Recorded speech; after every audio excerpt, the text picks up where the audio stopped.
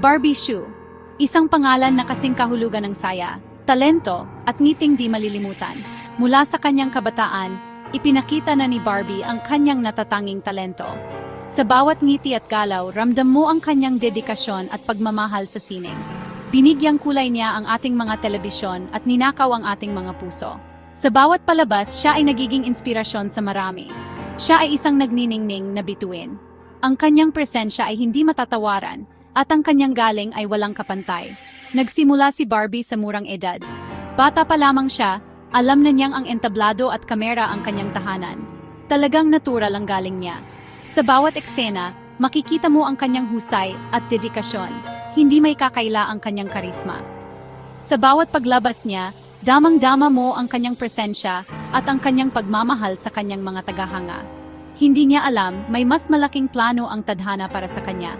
Magiging kilalang-kilala siya, hindi lamang sa kanyang bansa kundi sa buong mundo. Milyon-milyon ang kanyang bibigyan ng inspirasyon. Ang kanyang kwento ay patuloy na magbibigay ng pag-asa at inspirasyon sa mga susunod na henerasyon. Siya si Barbie Hsu, ang minamahal nating Shan Kai ng Meteor Garden. Isang bituin na patuloy na nagniningning, nagbibigay liwanag at saya sa ating lahat. Sa bawat ngiti, sa bawat galaw, si Barbie Hsu ay tunay na isang bituin na isinilang upang magbigay inspirasyon. Taong 2001, isang Taiwanese drama ang sumikat sa buong Asya. Isinilang ang, hindi lang ito basta palabas. Isa itong fenomenong pangkultura. Pinago nito ang isang henerasyon, pinatawa tayo nito, pinaiyak tayo nito, pinaniwala tayo nito sa kapangyarihan ng pag-ibig. Sa gitna ng lahat ng ito ay si Barbie Hsu. Siya si Shan Kai, ang matapang at ordinaryong babae na bumihag sa puso ng F4. Milyon-milyon ang naantig sa kanyang pagganap. Isa siyang naging idolo. Hindi mahinhin si Shan Chai. Isa siyang palaban. Determinado siya. Hinarap niya ang bawat pagsubok ng may tapang. Hindi siya sumusuko. Pinigyan niya ng inspirasyon ang mga kababaihan. Tinuruan niya tayong ipaglaban ang ating mga pangarap. Tinuruan niya tayong manindigan sa ating pinaniniwalaan. Tinuruan niya tayo ng tunay na kahulugan ng katapangan. Si Barbie, sa pamamagitan ni Shan Chai, ay nag-iwan ng di malilimutang marka sa ating mga puso. Nagulat ang mundo sa nakakalungkot na balita noong February 3, 2025. Wala na si Barbie Hsu. Masyadong biglaan, masyadong masakit tanggapin. Ang aktres, 48 taong gulang lamang, ay pumanaw sa Japan. Nagbabakasyon siya kasama ang kanyang pamilya. Isang simpleng bakasyon, walang nakahula nito. Influenza-induced pneumonia ang kumitil sa kanya. Isang paalala sa pagiging maikli ng buhay. Nalungkot ang buong mundo. Labis ang pagdadalamhati ng mga tagahanga. Naiwan ang kanyang family na luhaan. Section 5. Jerry Yan's Heartfelt Tribute. Si Jerry Yan, si Dao Mingso mismo, ay labis na nasaktan. Ang kanyang puso ay puno ng kalungkutan at pangungulila. Sa kabila ng kanyang kasikatan at tagumpay, hindi niya maiwasang maramdaman ang bigat ng pagkawala ng isang mahal sa buhay. Ang kanyang mga mata ay puno ng luha at ang kanyang mukha ay nagpapakita ng malalim na pagdadalamhati. Ibinahagi niya ang kanyang kalungkutan sa kanyang mga tagahanga at mga kaibigan. Sa pamamagitan ng social media, ipinahayag niya ang kanyang nararamdaman. Ang bawat salita ay puno ng emosyon, at ang bawat mensahe ay naglalaman ng kanyang taos-pusong damdamin. Hindi niya ikinubli ang kanyang nararamdaman, bagkus ay ipinakita niya ito sa buong mundo. Ibinahagi niya ang kanyang mga alaala. Ang mga larawan at mga video na kasama si Barbie Hsu ay muling bumalik sa kanyang isipan. Ang mga masasayang sandali na kanilang pinagsamahan ay parang mga bituin sa kalangitan na nagbibigay liwanag sa kanyang madilim na mundo. Ang bawat alaala ay nagdadala ng ngiti sa kanyang mga labi, ngunit kasabay nito ay ang kirot ng pagkawala. Naalala niya si Barbie noong mga panahong masayahin pa ito. Ang kanilang mga tawanan, ang kanilang mga biro, at ang kanilang mga pangarap na magkasama. Ang mga sandaling iyon ay hindi na muling may babalik, ngunit mananatili itong buhay sa kanyang puso. Ang kanilang pagkaibigan ay isang kayamanang hindi matutumbasan ng kahit ano.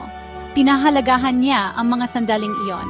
Ang bawat larawan, ang bawat video, at ang bawat alaala ay isang kayamanang hindi niya ipagpapalit.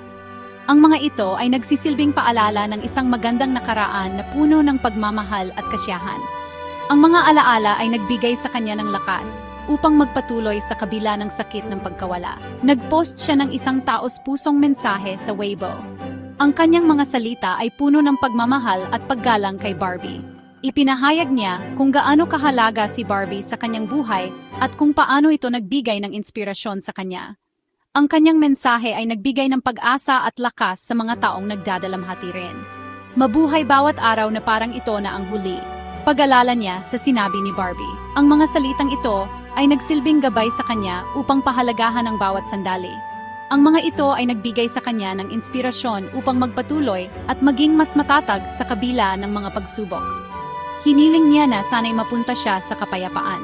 Ang kanyang mga dasal ay puno ng pag-asa na si Barbie ay nasa isang mas magandang lugar na puno ng kapayapaan at kasiyahan.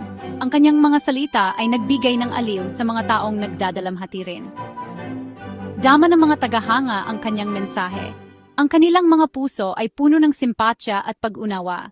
Ang kanilang mga komento at mensahe ay nagbigay ng lakas kay Jerry upang magpatuloy. Ang kanilang suporta ay isang malaking tulong sa kanyang pagdadalamhati. Nadamayan nila ang kanyang kalungkutan. Ang kanilang mga mensahe ng pakikiramay ay nagbigay ng aliw sa kanya.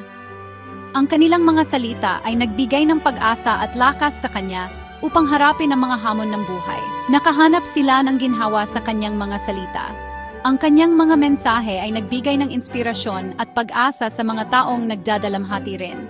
Ang kanyang mga salita ay nagsilbing liwanag sa madilim na panahon ng kanilang buhay. Section 6. Ken Chu's Touching Remembrance.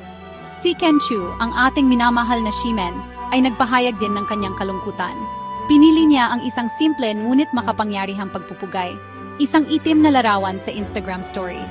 Malakas ang mensahe ng katahimikan. Sinasalami nito ang kanyang sakit. Sinundan niya ito ng isang lumang larawan. Ang cast noong kasikatan nila, masaya at nakangiti. Isang paalala ng masasayang panahon. Isang nakakaantig na pagpupugay sa isang kaibigang maagang nawala. Section 7. The Silence of Other Voices. Dalawa pang miyembro ng F4 ang nanatiling tahimik. Hindi pa nagsasalita sina Vic Show at Vanessa Wu. Nakabibingi ang kanilang katahimikan. Marahil ay pinoproseso pa nila ang balita. Marahil ay hindi sapat ang mga salita. Malakas ang sinasabi ng kanilang katahimikan. Ipinapakita nito ang lalim ng kanilang pagkukulang. Ang sakit ng pagkawala ng isang kaibigan at kasamahan. Ang kanilang katahimikan ay isang patunay sa samahan nila. Section 8. A Legacy of Love and Laughter. Maaring wala na si Barbie Hsu, ngunit ang kanyang pamana ay mananatili. Ang kanyang mga alaala ay patuloy na magbibigay ng ngiti sa ating mga labi at inspirasyon sa ating mga puso. Sa bawat eksena ng kanyang mga pelikula at palabas, makikita natin ang kanyang dedikasyon at pagmamahal sa kanyang sining. Ang kanyang masiglang espiritu ay patuloy na magbibigay inspirasyon. Ang kanyang tawa ay parang musika na nagbibigay saya sa lahat ng nakakarinig. Sa bawat tawa at ngiti, ipinapakita niya ang tunay na kahulugan ng kaligayahan.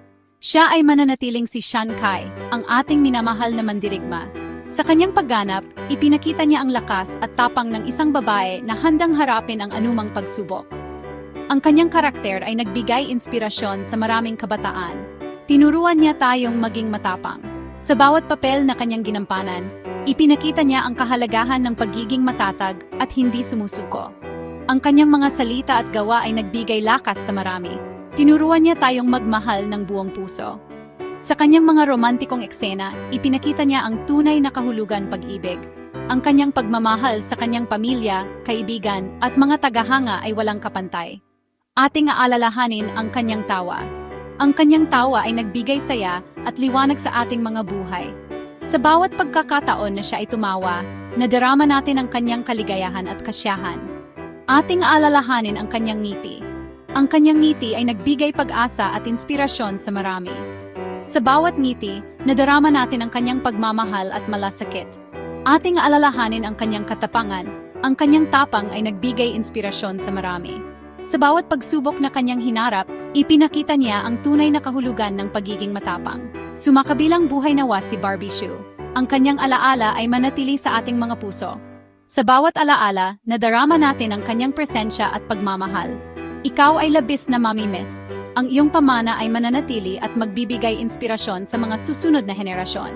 Paalam, Barbie Shoe. Hanggang sa muli.